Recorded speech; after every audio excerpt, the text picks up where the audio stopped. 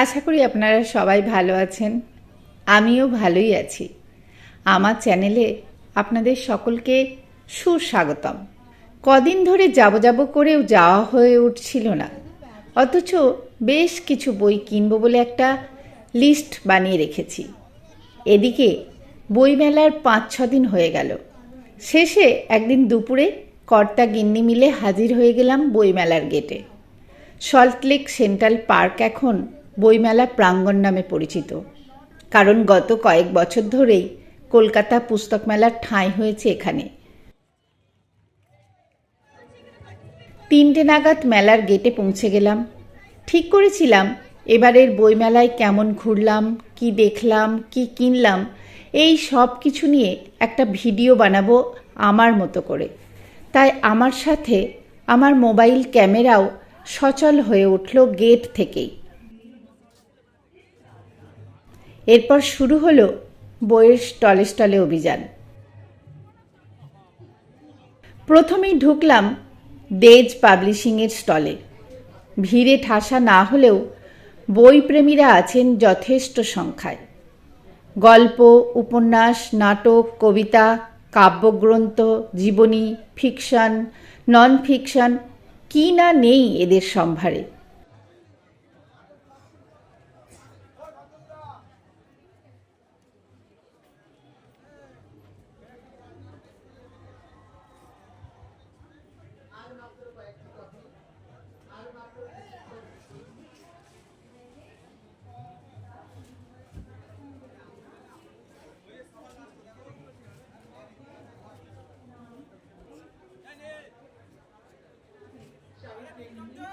দেখে তো সবই কিনে নিই মনে হতে থাকে। লোভ সংবরণ করে এগিয়ে চলি পরের স্টলের দিকে। বিখ্যাত গয়না বিপণী পিসিচন্দ্র একটি স্টল চোখে পড়ল।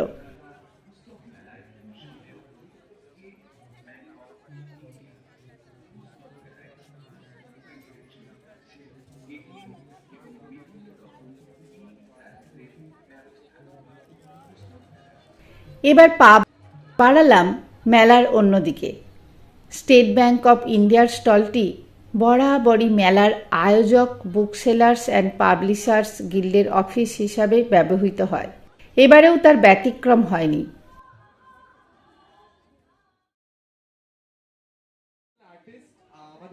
দ্য টেলিগ্রাফ অথর্স লাউঞ্জ পেরিয়ে চোখে পড়ল আজকাল পত্রিকার স্টল। বেশ সুন্দর দেখতে স্টলটি। তার কাছেই পত্রভারতী প্রকাশনীর স্টলটি বেশ আকর্ষণীয়। বিভিন্ন বইয়ের দারুণ সব প্রচ্ছদ নিয়ে এই বিশাল স্টলের বাইরের দেয়াল।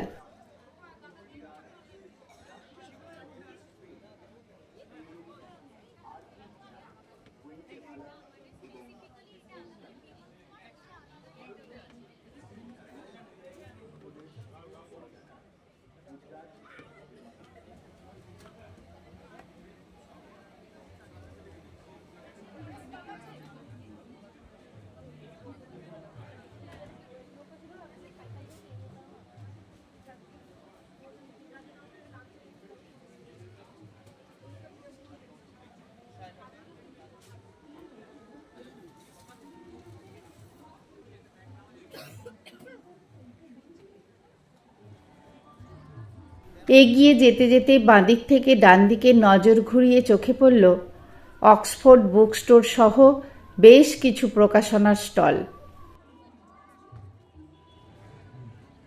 পায়ে পায়ে পৌঁছে গেলাম আনন্দর স্টলের সামনে।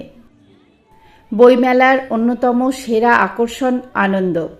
এবারে প্রথমেই চোখ টানল একটা বড় বোর্ড, যেখানে বিখ্যাত সব সাহিত্যিক, লেখক ও কবিদের স্বাক্ষর ছাপানো। কে নেই সেখানে? বাংলা সাহিত্যের সমস্ত দিকপাল লেখক সেখানে উপস্থিত। দেখলে তাক লেগে যায়। পায়ে পায়ে আনন্দের স্টলে ঢুকে পড়লাম। 8 থেকে 80 সবার জন্যই উপচে পড়া বইয়ের সম্ভার আছে এদের। ভিড়ও আছে যথেষ্ট। কোনটা ছেড়ে কোনটা কিনি এই ভাবতে ভাবতে কিনেই ফেললাম কয়েকটা।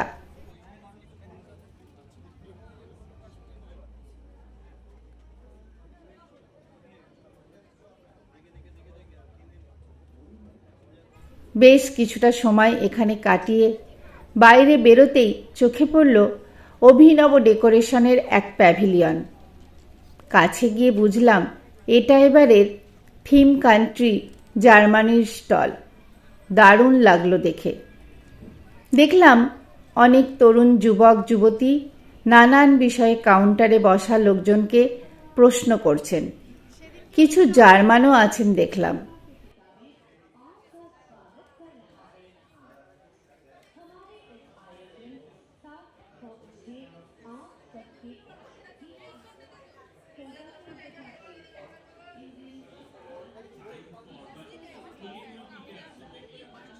With this idea of it having a political impact that might even limit its political impact.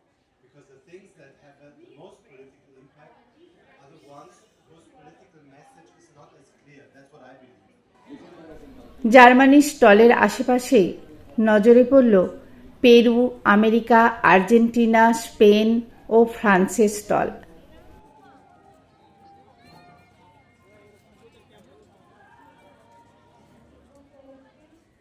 এবারে দুজনে মিলে চরকি পাক দিতে থাকলাম বিভিন্ন ধরনের বইয়ের স্টলে।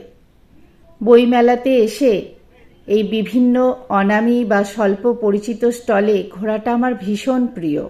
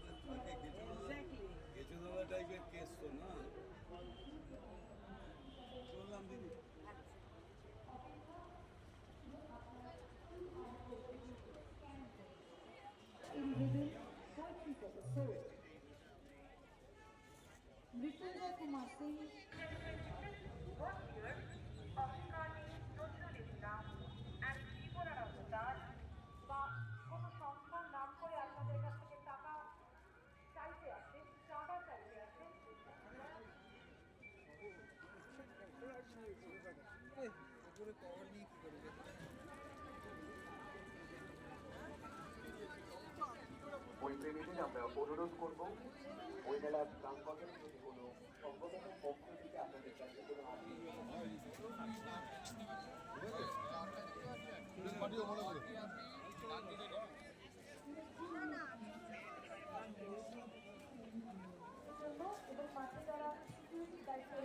সকল আধিকারিকদের জন্য পাবলিশার্স বুক সেলার্স গিল্ডের পক্ষ থেকে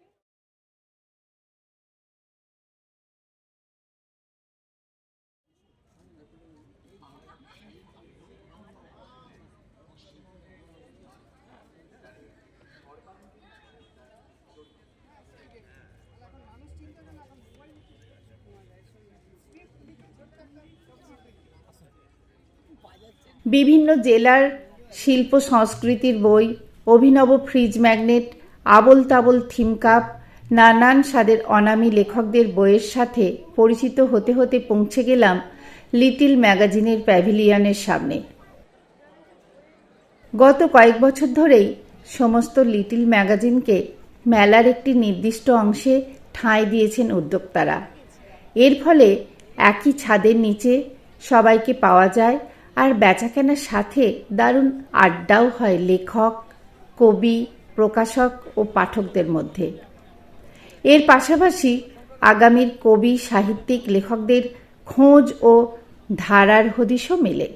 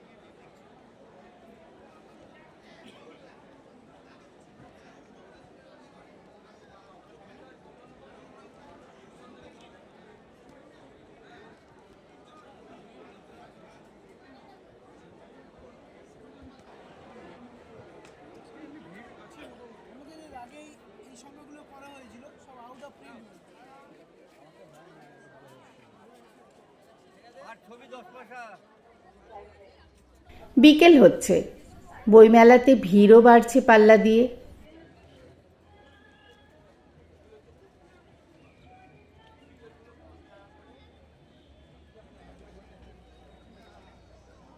চোখে পড়ল দেব সাহিত্য কুটিরের স্টল।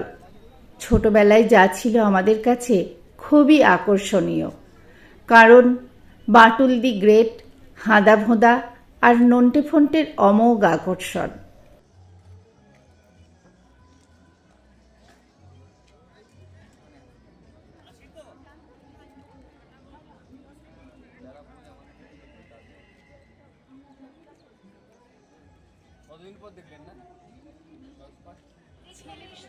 সবচেয়ে চমক লাগলো গুরুচণ্ডালীর স্টলের সামনে গিয়ে।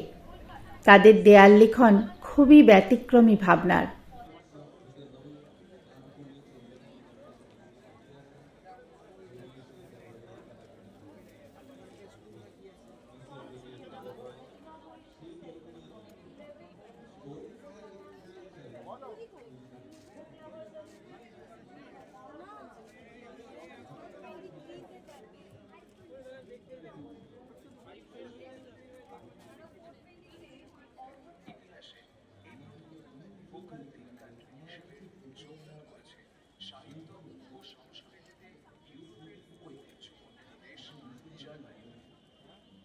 Publishers and Booksellers Guild,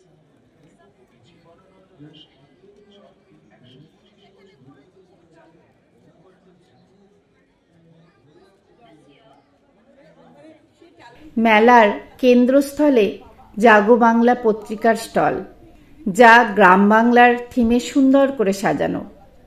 সেখানে মঞ্চে সেলিব্রিটিদের উপস্থিতিতে দর্শকদের ভিড় আছে যথেষ্ট। এবং ঋত্বিক ঘটকের একটা খুব মজার গল্প আমাকে বুলবুলি বলেছিল, যেটা কোমল গান্ধার নিয়ে উনি বলছিল। কখন গেলে তুমি? এইটার ভেতর তো তুমি যাওনি। রাশিদের কোথাও মানুষ নেই, তাই ফোন চলে গেছে, খুব স্বাভাবিক, তখন বেশিরভাগ টাকাটা খরচ হয়ে গেছে, কিছু করার নেই। তো ঋত্বিক ঘটক ছিল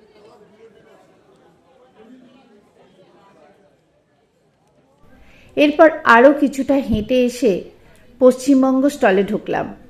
বিভিন্ন জেলাকে নিয়ে নানা তথ্য সম্বলিত বই, হেরিটেজ কমিশনের বই সহ বহু গুরুত্বপূর্ণ বইয়ের একত্র সমাবেশ এই স্টলে। দু একটা বই কিনলাম আমিও।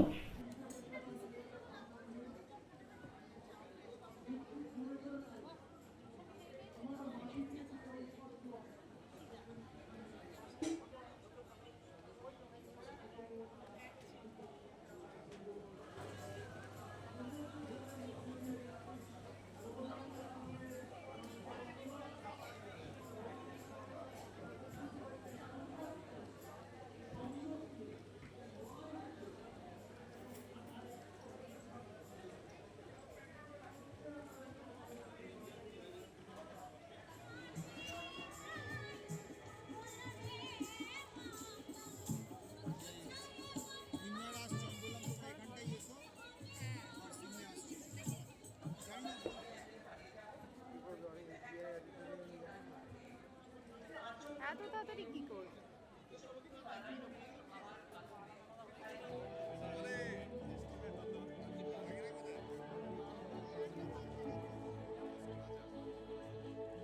এই স্টল থেকে বেরিয়ে দেখলাম সন্ধে নামছে, আর আলোকোজ্জ্বল বইমেলা প্রাঙ্গণ ভিড়ে ঠাসা। কিছুটা হাঁটার পর 365 দিন প্রকাশনার সামনে দাঁড়িয়ে পড়লাম। ইচ্ছে হলো একবার ভেতরে ঢুকি।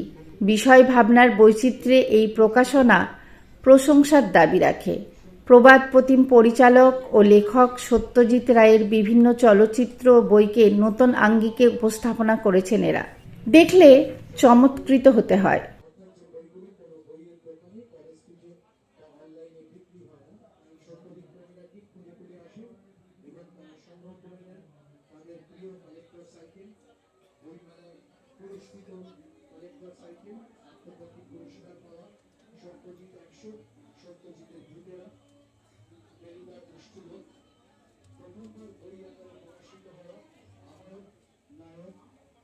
স্বাস্থ্যকর বই আকারে প্রকাশিত হওয়া সত্যজিতের বিরল সংগ্রহ পথের পাঁচালী অপরাজিত ও কুসংস্কার।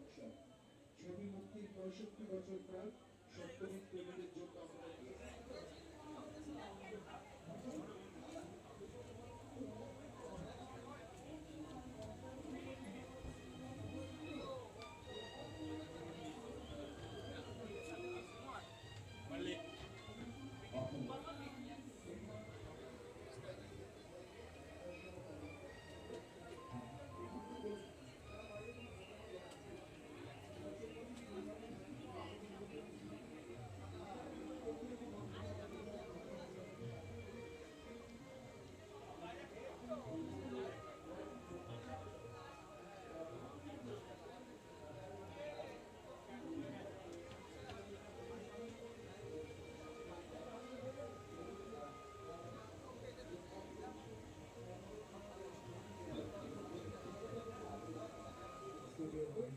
সত্যজিতের বইমেলার মুক্তস্থল, যেখানে সত্যজিতের বিরল আলোচ্য সাইটেগুলো পাওয়া যায়।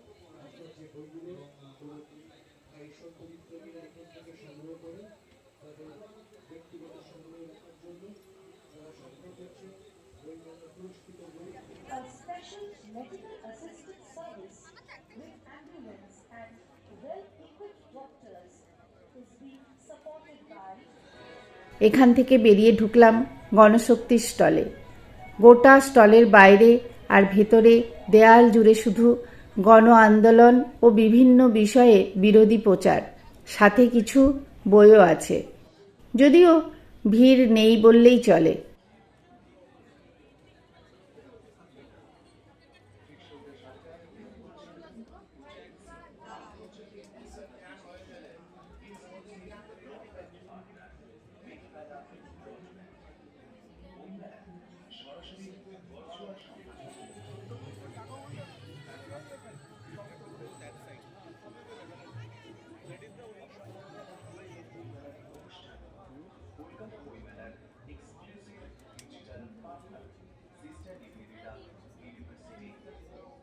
our hospitality partner is Novotel Hotels. Our exclusive broadband partner is Main Gala Broadband.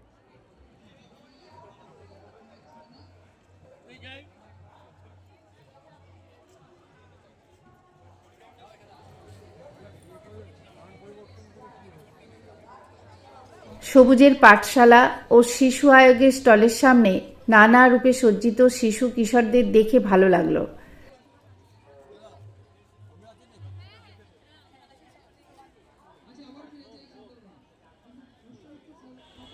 পাশে চোখে পড়ল বই নিয়ে প্রচার বার্তা, পড়ো বই, ওটা হাতিয়ার। এই বার্তাটা ভীষণ মন ছুঁয়ে গেল। সত্যিই তো, শিক্ষাই আমাদের শ্রেষ্ঠ হাতিয়ার।